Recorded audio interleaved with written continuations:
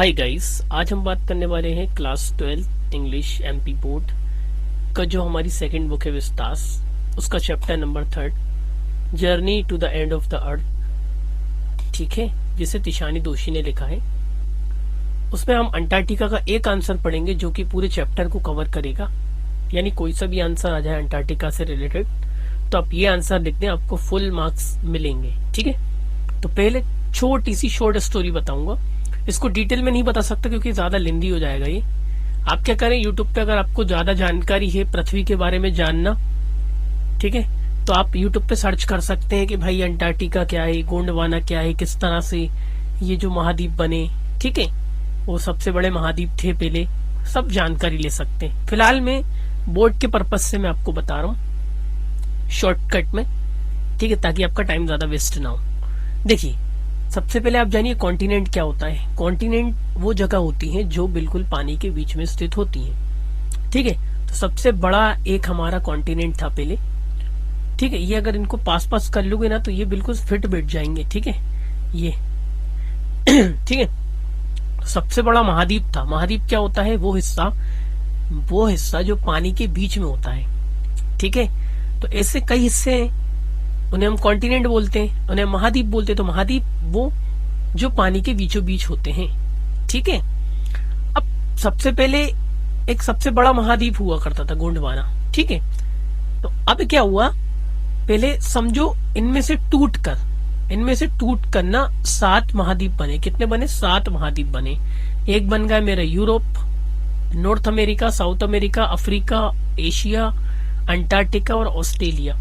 ये जो एशिया है, एशिया कप होता है इंडिया का टीम का, अगर आप देखें तो उसमें एशिया की टीमें खेलती हैं, मतलब पाकिस्तान भी खेलता है ना, ठीक है, और हमारा बांग्लादेश भी खेलता है, अफगानिस्तान भी खेलता है, और ये एशिया कप है। यानी एशिया जो है, जिसमें ये जो हमारा भारत दिख रहा है, इसी के अंदर जो हमारे पड़ोसी देश हैं वो एशिया में ही तो रहते हैं, एक बड़ा सा हिस्सा जो पानी के बीच है। ठीक है, अब वो एशिया में रहते हैं, मतलब वो हमारे पड़ोसी हैं। ठीक है, यानी एशिया के अंदर कई देश रह सकते हैं। ठीक है, तो 7 हमारे क्या है, महाद्वीप हैं, और उनमें से सबसे ठंडा महाद्वीप जो है हमारा अंटार्कटिका, तो उसकी आज हम बात करने वाले हैं।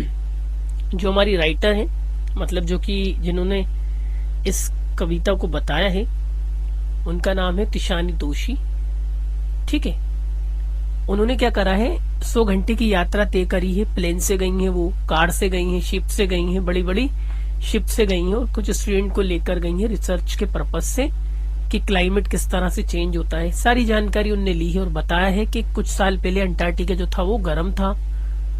ठीक है, वनस्पति के बारे में भी उन्होंने बताया, किस तरह से वहां पे ह्यूमन बिल्डिंग हो सकती है, नहीं हो सकती, सब इस चैप्टर में उन्होंने बताया ही।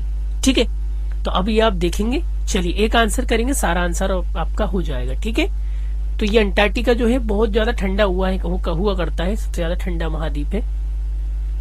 ठीक है, देख लें आप, टुकड़े बहुत हैं, लेकिन आज हम सिर्फ अंटार्कटिका की बात करने वाले हैं, इसकी ये लास्ट वाला। ठीक है, तो देखिएगा, इस Antarctica is the place to go to understand. तो अंटार्कटिका एक प्लेस है, एक जगह है, टू गो जाने के लिए, टू गो टू अंडरस्टैंड समझने के लिए। Antarctica is the place to go to understand, जाने के लिए, समझने के लिए।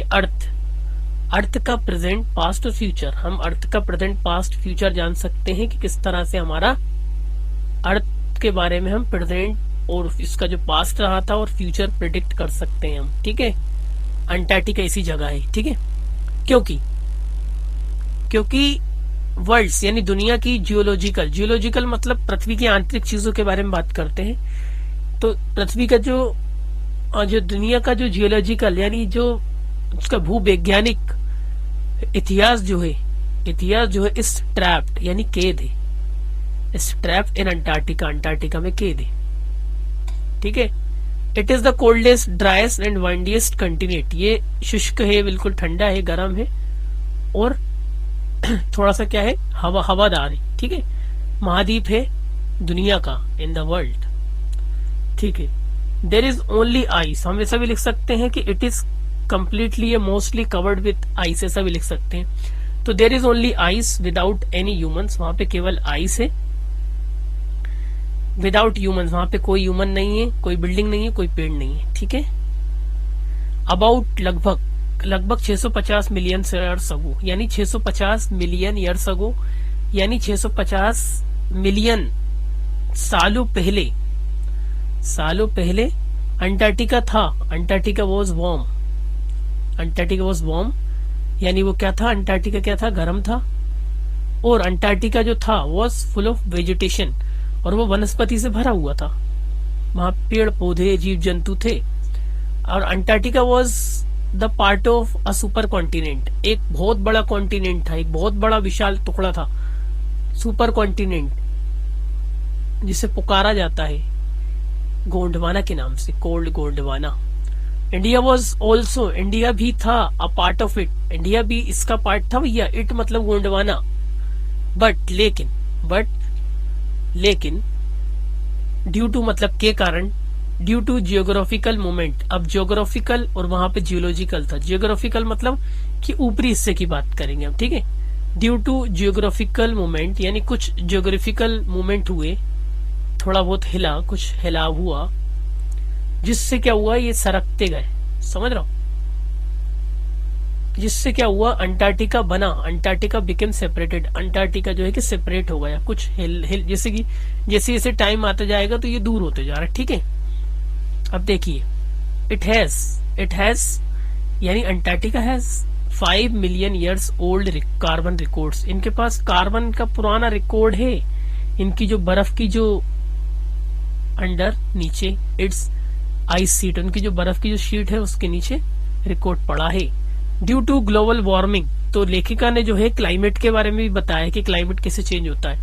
ग्लोबल वार्मिंग के कारण, ड्यू टू ग्लोबल वार्मिंग, ठीक है, इट्स आइस यानी इसकी जो अंटार्कटिका की जो आइस है इज मेल्टिंग यानी पिघल रही है, which is a big danger, जो कि एक बड़ा खतरा है, टू आर एग्जिस्टेंट, हमारे अस्तित्व के लिए, ठीक है।